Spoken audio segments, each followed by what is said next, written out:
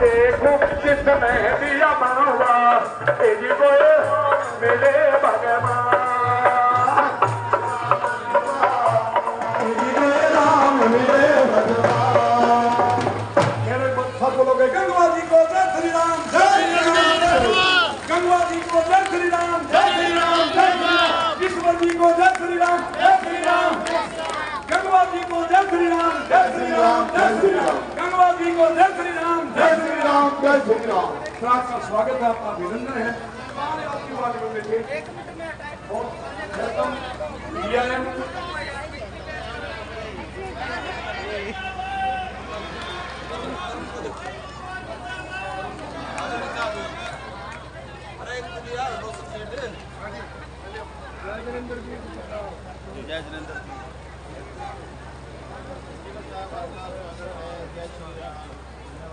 Welcome साहब बहन जी आप उधर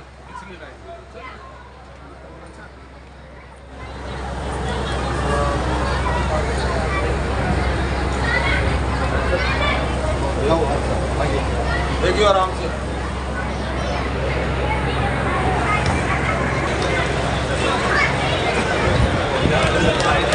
जोरदार तालियां, जोरदार तालियां, जोरदार तालियां। अभिनंदन करते हुए रणबीर गंगवा जी, बैकवर्ड रतन चोरी रणबीर गंगवा जी।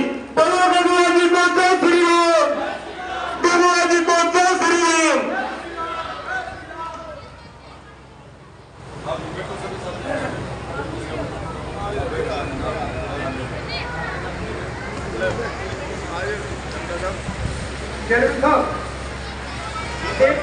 स्वागत कूटा बड़ा हुआ है और आपका सौभाग्य, आपका भाग्य जो कि हमारे बीच बैकवर्ड रतन चोरी रणबीर गंगवा जी आपका अभिनंदन, आपका निमंत्रण स्वीकार करते हुए आपके बीच पहुंचे हैं। तो मैं आपको एक बात और कहना चाहूंगा कि ऐसे ऐसे बैकवर्ड रतन, ऐसे ऐसे हमारे समाज रतन पूरे प्रदेश में कहीं भी समाज की कोई धर्मशाला हुई, बैकवर्ड समाज की कोई भी धर्मशाला हुई, कभी भी इन्होंने मना नहीं की।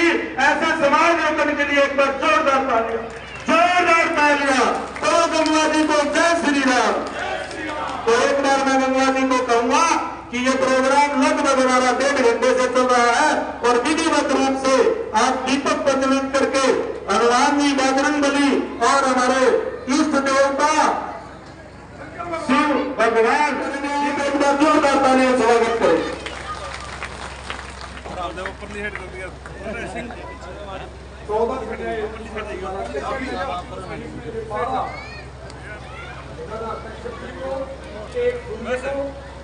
और एक शंकर की तो सभी 16 कन्याएं इस प्रकार के ऋषि के द्वारा हमारा भी एक शंकर भगवान को एक सूर्य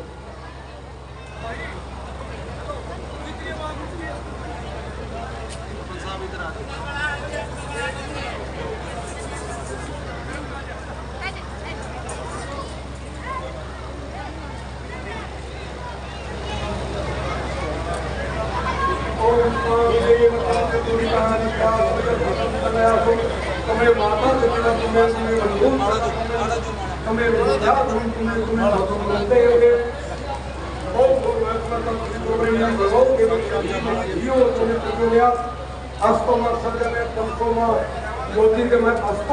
तुम्हें ये जो ज्योति जलती है इससे हमें शिक्षा मिलती है। कहते हैं कि जहाँ ज्योति जल जाती है वहाँ प्रकाश हो जाता है, अंधकार दूर चला जाता है। एक बात और इसमें बच्चे देखते ज्योति में कि आप मोमबत्ती को वैसे टेढ़ा करो लेकिन उसकी लो हमेशा ऊपर जाएगी। प्रकाश हमें सिखाता है कि अंधकार को दूर करके हमेशा आगे बढ़ो, आगे बढ़ो। 2 शब्द में सवाल किया और जवाब क्या मिला? उसने कहा कि मैंने पूछा हंसते हंसते फांसी कैसे चढ़ जाते थे। अरे मैंने पूछा हंसते हंसते फांसी कैसे चढ़ जाते थे, नंगे पैर दहकते अंगारों पर बढ़ जाते थे। सहमे तक नहीं तुम कभी हिम्मत जवानी देने में, क्यों तुम कोट नहीं लगा अपनी कुर्बानी देने में। शहीद ने क्या कहा? शहीद ने सुना, हंसकर बोले शहीद के जैसे देशभक्ति लो पर कुर्बान पतंगा होता है। अरे जैसे देशभक्ति लो पर कुर्बान पतंगा होता है, मुझे मौत का डर नहीं लगता जब मेरे हाथ तिरंगा होता है।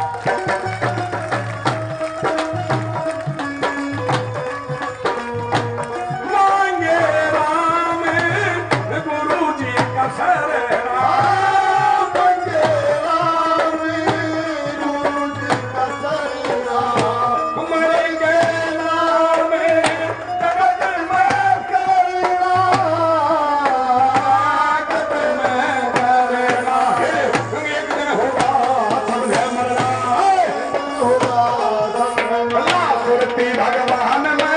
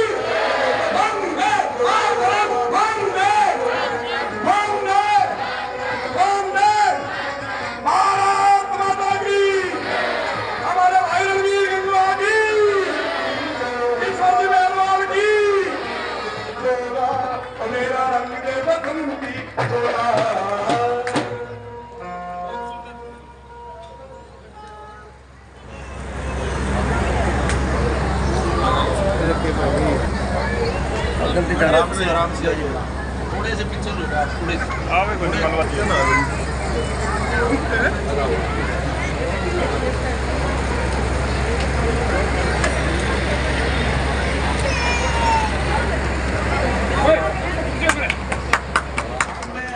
माननीय डिप्टी स्पीकर जी को बुलाओ। उससे पहले महावीर गुड्डू जी की मैं सलाह करके उनसे परमिशन लेकर के कि भाई आपका कोई प्रोग्राम और है या फिर मैं माननीय डिप्टी स्पीकर जी को बुलाऊं। महावीर जी, हाँ ठीक है, एक प्रोग्राम इसके बाद महावीर योग दिखाएंगे। उससे पहले मैं आए अतिथिगणों की तरफ से और मेरे पूरे गांव की तरफ से आमंत्रित करता हूं चौधरी रणबीर गंगवा जी को। चौधरी रणबीर गंगवा डिप्टी स्पीकर ऐसे समाज रत्न, ऐसे बैकवर्ड रत्न जो पूरी हरियाणा की विधानसभा इनके अनुशासन के अनुरूप चलती है। जो भी विधायक, जो भी मंत्री बोलता है इनसे समय लेता है। और मैं तो उस बात को भी कभी नहीं भूलता कि जब डिप्टी स्पीकर बनाने की बात आई तो विपक्ष ने भी ये कहा कि डिप्टी स्पीकर इन्होंने ऐसे आदमी को चुन लिया कि विपक्ष भी इन पर रजामंद है, वो भी उनके खिलाफ बोल नहीं सकते, उनके खिलाफ एक सवाल करने के लिए नहीं है। आज यदि ईमानदार नेता की छवि है, आज यदि मेहनत कश नेता की छवि है, आज यदि बैकवर्डों की आवाज की बुलंद करने की यदि छवि है, तो ऐसे हमारे समाज रत्न चौधरी रणबीर सिंह जी गंगवा आए और हमारे समाज को संबोधित करें। मैं आपको बताना चाहूंगा कि बरवाड़ा से लेकर के सरसों, बिचपड़ी, बाटोपट्टी, मुगाना, धिकताना और बघाना, तलवंडी, जुगलान, डाबरा, भीम सिंह डाबरा जी आए। मैं ये कहूंगा कि हमारे बरवाड़ा इलाका में 41 सरपंच है, आज हमारे सामने 37 सरपंच आए हुए हैं। यदि 4 नहीं भी आए तो उनकी भी एक्सक्यूज है, क्योंकि उन्होंने मेरे को फोन किया कि भाई साहब इसी तरह से कोई जरूरी पंचायत में जाना पड़ेगा, हम माफी चाहते हैं, नहीं तो आपके प्रोग्राम में हम जरूर आते। तो मैं माननीय डिप्टी स्पीकर जी का पूरे बरवाड़ा हल्का की पूरी हिसार लोकसभा की तरफ से आपको आमंत्रित करता हूं कि आप आइए और इस समाज को अपना संदेश दिए। बोलो भारत माता की, भारत माता की।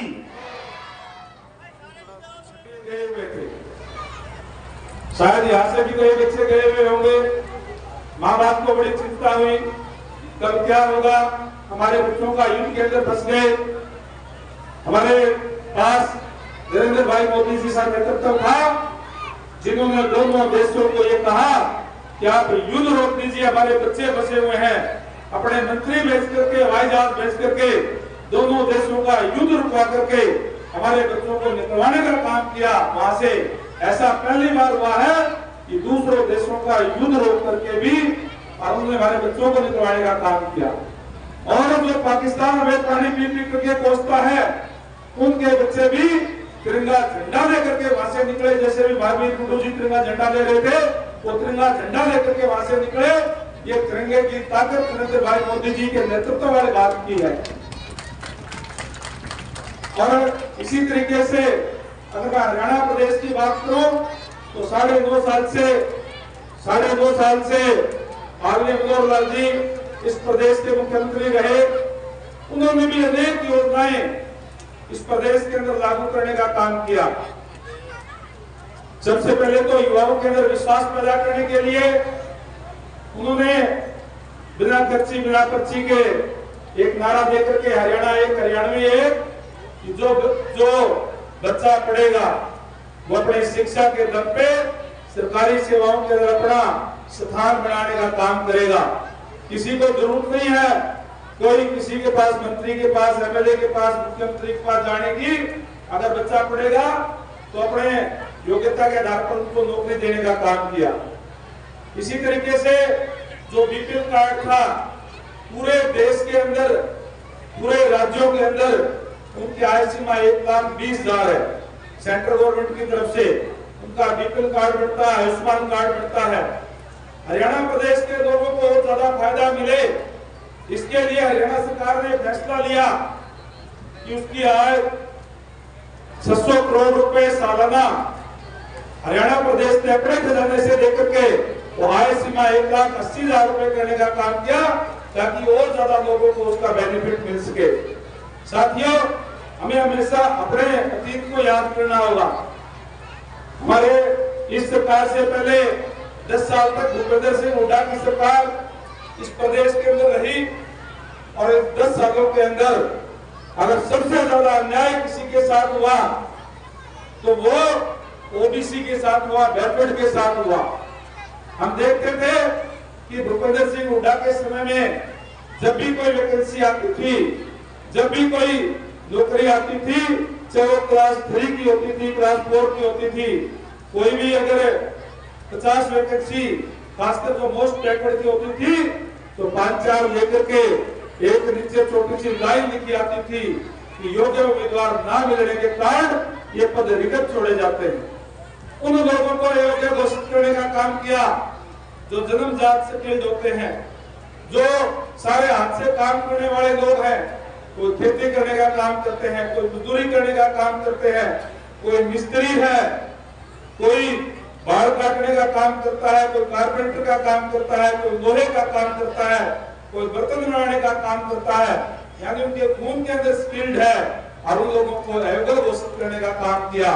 एक बार तो एक एएसआई की भर्ती आई जिसके अंदर लगभग 30 बच्चे मोस्ट बैकवर्ड के लेने थे, केवल 5 बच्चे लेने का काम किया और बाकी छोड़ दिए कि ये तो अयोग्य है।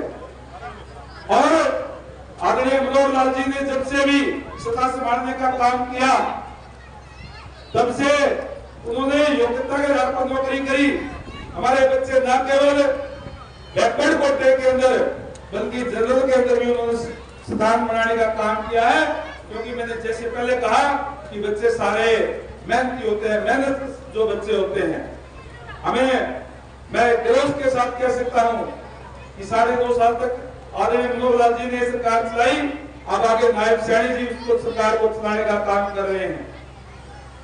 और उन 2.5 सालों के अंदर एक भी वैकेंसी ऐसी नहीं है कि कोई खाली रही हो, बल्कि जनरल के अंदर भी हमारे बच्चे गए हैं। हरियाणा के अंदर सबसे बड़ी नौकरी एचसीएस की होती है, क्योंकि आईएएस और आईपीएस तो सेंट्रल गवर्नमेंट से यूपीएससी से आते हैं। और एचसीएस की नौकरी के अंदर भी अगर 2020 की जो वैकेंसी आपके बीच में आई उसका रिजल्ट अगर आप देखेंगे तो मैं आपको बताना चाहूंगा कि मेरे इलाके के अंदर गांव है आर्यनगर। आर्यनगर के अंदर 2 सगे भाई जांगड़ा परिवार से 2 सगे भाई उसके अंदर सिलेक्ट हुए। क्या कोई सोच सकता है कि भूपेंद्र सिंह हुड्डा के राज हो तो गरीब घर से भी कोई सिलेक्शन हो सकती है? इसी तरीके से हमारे बच्चे जो है ना केवल बैकवर्ड के अंदर बल्कि जनरल के अंदर भी स्थान बनाने का काम किया। अभी आपके बीच में एसडीएम लगा हुआ है हासी मोहित, बीसीए से कुमार जाति से ही है। उसने बैकवर्ड के अंदर फॉर्म भरा लेकिन वो टॉप में गया, इसलिए उसका स्थान केवल बैकवर्ड में नहीं बल्कि जनरल में गया और जितनी बच्ची बैकवर्ड की सीट वो भी सारी भरने का काम किया। ऐसी व्यवस्था देने का काम हमारी भारतीय जनता पार्टी की सरकार ने देने का काम किया है। इसलिए आप लोगों से गुजारिश और विनती करूंगा कि आप अपना मत देने से पहले ये जरूर देखें कि हम किसको दे रहे हैं और कौन हमारा हितैषी है। अगर आप कमल के फूल वाला बटन दबाने का काम करेंगे तो आपके दिए हुए मत से ताकत मिलेगी नरेंद्र भाई मोदी जी को। आपकी ताकत, आपके दिए हुए वोट की ताकत मिलेगी आदरणीय नायब सैनी जी को, और वो आपके बच्चों का भविष्य सुरक्षित जिन्होंने करने का काम किया है। और अगर गलती से आप तो कांग्रेस के लोगों में बकावे में आ गए, ये लोग बकावे वाले बहुत हैं, बकावे के बताने के में बहुत माहिर है। इसलिए आप लोगों से गुजारिश करूंगा कि बकावे में ना आए। कहीं कोई गलती हो गई तो वो फिर ताकत मिलेगी भूपेंद्र सिंह हुड्डा को, जिन्होंने पहले ही आपके हकों पर डाका डालने का काम किया, आपके बच्चों को अयोग्य घोषित करने का काम किया। इसलिए आज आपके पास समय है अपनी वोट की ताकत से उन लोगों को जैसे सत्ता से बाहर है उनको बाहर ही रखने का काम करें। और जो आपके हितैषी है, जिस तरीके से नरेंद्र भाई मोदी जी ने जो नारा दिया है, नारा ध्यान है ना, अब की बार 400 पार, अब की बार 400 पार, एक बार फिर मोदी सरकार, एक जोर से बोलो सारे, एक बार फिर मोदी सरकार। तो एक बार फिर जो मोदी सरकार का जो नारा है और जो 400 पार का नारा है, उसके अंदर मैं आपसे गुजारिश करूंगा कि जो 400 पार में एक सीट हमारी हिसार लोकसभा की होगी, और जो हिसार लोकसभा की सीट जो होगी उसमें अहम भागीदारी जो है वो बरवाड़ा की भी होनी चाहिए और उसकी जिम्मेदारी आप सबकी है। इसलिए मैं आपसे गुजारिश और विनती करूंगा कि आज 12 तारीख है, 25 तारीख को चुनाव है, 12-13 दिन बकाया है चुनाव के अंदर। आप जब तक 25 तारीख को शाम को 6 बजे तक वोट एक वोट ना पड़ ले, तब तक आप लोग सबको कह करके ज्यादा से ज्यादा प्रचार करके और भारतीय जनता पार्टी के प्रत्याशी के पक्ष में आप मतदान करवाने का काम करें। जो कांग्रेस के प्रत्याशी हैं वो भी आपके देखे वाले हैं। आपके यहाँ से एमएलए भी शायद पहले वहां रहा है, पहले भी यहाँ से लोकसभा के अंदर 2004 में बना था। और जब 2004 में बना था तो केवल झूठ के सिवाय, केवल थापी मारने के सिवाय उन्होंने कुछ नहीं किया। मुझे याद है एक बारी रेस्ट हाउस की बात भी, एक जने ने आकर के कहा कि जी एसपी साहब ने मेरा कोई काम नहीं किया, कई दिन से मैं चक्कर काट रहा हूँ, न्यारा वाला फोन दे। फोन मिला करके कहने लगा एसपी साहब आपने इनका काम नहीं किया, आपने अगर काम नहीं किया तो आपकी बदली कर देंगे, आपके साथ ये कर देंगे। एक दूसरा उसके साथ साथी था, बोला जेपी जी ये फोन की तो तार निकल रही है, तार को लगा दे। तो केवल और केवल झूठ बेकाने का काम इस तरीके का कैंडिडेट आपके बीच में है। वहीं जो भारतीय जनता पार्टी का कैंडिडेट बिजली मंत्री है, मिलनसार है, आपके काम करेगा और नरेंद्र भाई मोदी जी के हाथ मजबूत करने का काम करेगा। भारतीय जनता पार्टी बाकी जो लोग हैं वो तो आपसे केवल एमपी बनने के लिए वोट मांगेंगे। भारतीय जनता पार्टी का उम्मीदवार आपके बीच में जो आया है उस देश को मजबूत करने के लिए, इस राष्ट्र को मजबूत करने के लिए आपके बीच में वोटों की अपील करने के लिए आए हैं। इसलिए मैं आपसे अपील करूंगा इस राष्ट्र की मजबूती के लिए 25 तारीख को अपना एक कीमती वोट कमल के फूल के निशान पर डाल करके भारी मतों से यहाँ से चौधरी रणजीत सिंह जी को जिताने का काम करें। आप सबका बहुत बहुत धन्यवाद। जय हिंद, जय भारत। मैं एक बार फिर से आज के आयोजक ईश्वर मालवाल जी को भी बहुत बहुत बधाई देता हूँ सफल प्रोग्राम की। धन्यवाद। जय हिंद, जय भारत।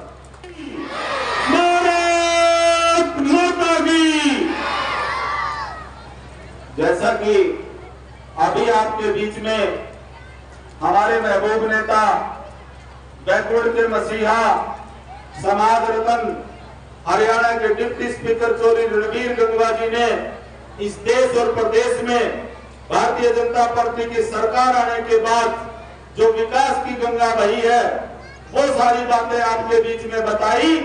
और शायद एक बात इन्होंने वो नहीं बताई जिसमें बैकवर्ड समाज का ज्यादा से ज्यादा मान और सम्मान बढ़ा। वो क्या था? वो पंचायती राज संस्थाओं में आरक्षण की जो बात थी। हमारे जो सरपंच बनते थे ये ढाणी खान बहादुर ढाणी पहाड़ राजनीति हिसार में तो बन जाया करते, लेकिन यदि रोहतक कैथलपुर क्षेत्र की हम बात करें तो बैकवर्ड का कभी नाम नहीं आता था।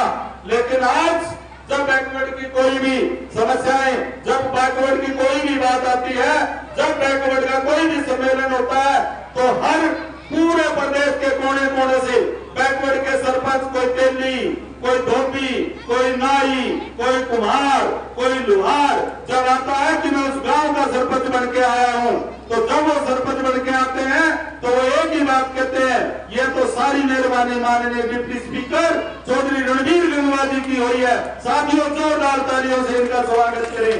और न केवल पंचायतों में सरपंचों की बात, जिला परिषद के भी हिसार में तीन मेंबर बने हैं। यदि आज से हम 10 साल पहले देखें तो कहीं एक भी हमें जिला पार्षद नहीं मिलता था।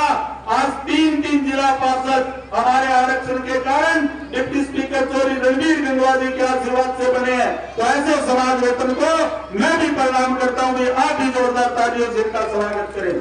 साथियों, माता और बहनों, मुझे आज मैं बड़ा आपका एहसानमंद हूँ। आज माननीय डिप्टी स्पीकर जी ने देख लिया और समझ लिया कि आपके भाई, आपके साथी, आपके मित्र जितना मान सम्मान बढ़ाया वो इस शख्स माननीय डिप्टी स्पीकर जी का आशीर्वाद रहा है। और उस आशीर्वाद का जो आपने एहसान आज निभाया है, आज आपने एहसान चुकाया है इतनी बड़ी जनसभा करके, मैं ये कहना चाहूंगा कि माननीय डिप्टी स्पीकर जी आप यहाँ से आवाज दीजिए। यहाँ सरसोद का भी पूरी टीम मिलेगी, बिचपड़ी की भी पूरी टीम मिलेगी, बैबलपुर बाटिया की भी पूरी टीम मिलेगी। यहाँ मैं बुहाना, दिगताना और मैं खरड़, अलीपुर, मायर की बात करूं, पूरे हमारे समाज के लोग या बैकवर्ड समाज के लोग, भिन्न संस्थाओं के लोग, मैं बात करूं लाडवा और बघाना डागड़ा के साथी आपके बीच बैठे हैं। तो पूरा लोकसभा की मैं बात करूं, बोरीखेड़ा की भी पूरी टीम, नारायण की भी पूरी टीम और उचाड़ा की भी पूरी टीम मेरी बैकवर्ड समाज की ये आपके सामने बैठी है। ये केवल और केवल आज आपका एहसान चुकाने के लिए आई है। जो पावर, जो मान सम्मान, जो आपने इस भाई का, इस बेटे का, इस साथी का, इस मित्र का, मैं इनकी तरफ से बोल रहा हूं, जो आपने मान सम्मान बढ़ाया, आज ये आपका स्वागत करने के लिए इतने समय से यहाँ बैठे हैं। और इनकी तरफ से मैं कहना चाहता हूँ, जो आपने अभी संदेश दिया, जो आपने अभी अरदास लगाई, ये कहीं उसमें चूक नहीं करेंगे, क्योंकि ये बैकवर्ड समाज के लोग हैं, जिसके साथ जुड़ते हैं, चाहे दिल से जुड़ते हैं, ईमानदारी इनके खून में बसी है। कहते हैं आता नहीं वफाओं से दामन बचा लेना, आता नहीं वफाओं से दामन बचा लेना, अब करे इशारा बिछ जाए या भी अजमा लेना। तो ऐसी बात कहते हुए आज मुझे भी गर्व हो रहा है कि आज हमारे बीच हमारे समाज रत्न आए हैं। तो साथियों, मैं हाथ जोड़ के एक और प्रार्थना से करना चाहता हूँ कि माननीय डिप्टी स्पीकर जी ने आपके भाई को, आपके बेटे, आपके मित्र को ये चेयरमैन बनाने में जो अपना सहयोग और आशीर्वाद जो दिया, आज एक दफ्तर आपके गांव में भी मैंने बनाया है। मैं जब हिसार में बैठता था, हिसार में मेरा रेजिडेंस है, मैं बताता था कि मॉडल टाउन में मेरा दफ्तर है, सेक्टर 9/11 में मेरा घर है। तो बड़े बुजुर्ग बूढ़े, कई तो महिलाएं भी आ जाती थी, तो इनको दिक्कत होती थी मेरा घर और मेरा एड्रेस पूछने में। आज मैंने इस बात के लिए कि मैं इस एरिया के जो ग्रामीण अंचल में जो लोग रहते हैं, चाहे वो गरीब किसान है, चाहे मजदूर है, चाहे दिहाड़ीदार आदमी है, चाहे मेरी माताएं महिलाएं जो हैं, जिनकी किसी की पेंशन की बात है, किसी की फैमिली आईडी की बात है, किसी किसान सम्मान निधि की बात है, किसी का आयुष्मान कार्ड की बात है, मैं यहाँ बैठ करके इनकी वो बातें, वो एप्लीकेशन, वो अरदास लूंगा और आपके आशीर्वाद से उनको पूरे करने का विश्वास दिलाऊंगा। तो साथियों, मैं इस ऑफिस में हर संडे और हर सोमवार 2 दिन आपको यहाँ मिलूंगा।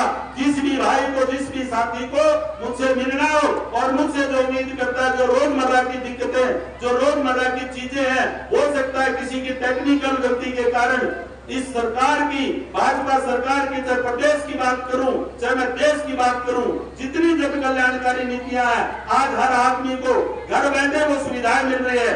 ऑनलाइन आप फैमिली आईडी आप अप्लाई करो, ऑनलाइन आप पेंशन अप्लाई करो, ऑनलाइन आप कोई घर की एनओसी अप्लाई करो, ऑनलाइन आप बिल भरो, ऑनलाइन आप किसान सम्मान निधि की फार्म अप्लाई करो। तो आज जो सुविधा मिल रही है, यदि फिर भी आपको कोई थोड़ी मोटी दिक्कत है तो हम यहाँ बैठ करके इनको पूरा करेंगे। और मैं आपसे हाथ जोड़ करके प्रार्थना करता हूँ माननीय डिप्टी स्पीकर जी को और मेरे बड़े भाई जो हमेशा मेरे मार्गदर्शन के रूप में रहते हैं, मेरे बड़े भाई सतवीर वर्मा जी पूर्व चेयरमैन, मेरे परम मित्र, मेरे साथी तरुण जैन जी उपाध्यक्ष भाजपा, और मेरे साथी साधु राम धाकड़ जी, रोशन सेठ जी, अन्य मेरे डॉक्टर कमल किशोर जी, सतीश गिल जी, कुमार सभा के प्रधान बरवाड़ा के सरपंच, मेरे जुगलान के, धानी गार्डन के सरपंच, बगाड़ा के सरपंच और धिकताना के सरपंच, जितने साथी, विनोद गिल जी, प्रेम जी बैठे हैं, रामतीर्थ जी बैठे हैं, हमारी महिला शक्ति बैठी है। मैं जितने का नाम लूं, एक बात तो सिद्ध होगी, जितने मैंने बुलाया उनका नाम तो मैं जानता ही होगा। तो नाम की फॉर्मेलिटी ना करते हुए मैं आप सबका तहे दिल से हार्दिक अभिनंदन और स्वागत करता हूं। और एक हाथ हिला करके मेरा भाई स्वागत कर रहा है, तो आप भी मुझे अपना विश्वास दीजिए कि आप यहाँ आया करोगे और यहाँ बात करा करोगे, मिला करोगे। इसी कड़ी को मैं आगे बढ़ाता हुआ मैं आपसे केवल और केवल 15 मिनट का समय और लूंगा।